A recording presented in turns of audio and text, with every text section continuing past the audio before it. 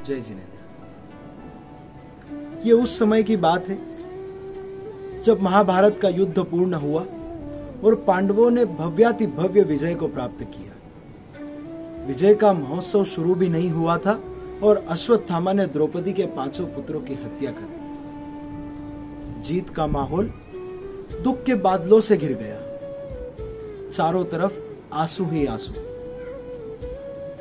अमृत का प्याला जो हाथ आया था वो मुंह तक आने से पहले ही छीन गया। द्रौपदी अपने 5 पुत्रों के वियोग में बार बार बेहोश हो रही थी। अपने पुत्रों की लाश पर अपना सर पछाड़ रही थी। कितना कपकपी छुड़ाने वाला दृश्य होगा वो, जिसने सारी दुनिया को रुला दिया। और ऐसे समय में भीम और अर्जुन अपने पुत्रों की हत्या का बदला लेने के लिए जंगल में दौड़ पड़े। विकराल काल के रूप में अश्वत्थामा को ढूंढने लगे। बहुत कोशिशों के बाद अश्वत्थामा हाथ आया।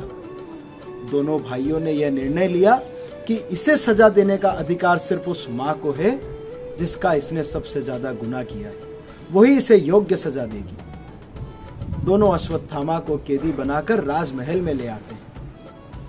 महल के चारों तरफ से आवाजें आने लगती है, ये दोषी है, इसे जिंदा क्यों रखा है, इसका नाश कर दो, इसे जिंदा जला दो, इसे बांधकर चौराहे पर पत्थर से मारो।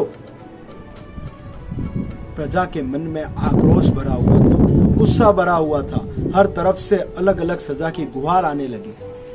भीम और अर्जुन प्रजा को समझाते हैं कि इसने सबसे ज्यादा गुनाह जिस मां का किया है वही इसे सबसे योग्य सजा देगी, इसलिए हम इसे द्रौपदी के पास ले जाएंगे। और दोनों भाई उसे द्रौपदी के सामने उपस्थित कर देते हैं। द्रौपदी जोरदार रोते रोते बोलती है, पुत्र वियोग की पीड़ा क्या होती है इसे मैंने आज महसूस किया है।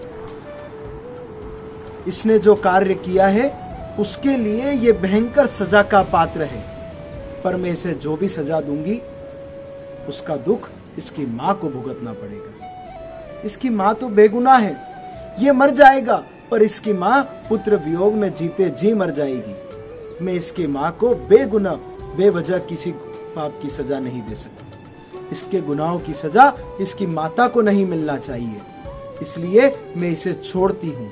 ये आजाद है, मैं इसे माफ करती हूँ। और ऐसा कहकर द्रौपदी उसे छोड़ देती है, माफ कर देती है। चारों तरफ न्याय की जय जयकार होने लगती है। दोस्तों, कहने का तात्पर्य यह है कि हम अक्सर आवेश में आकर ऐसे कदम उठा लेते हैं जिससे हमें बाद में पछताना पड़ता है। जीवन में कई बार हमें ऐसे परिणाम, ऐसे फैसले लेना पड़ते हैं जिससे कहीं किसी और का बेवजह अहित ना हो जाए।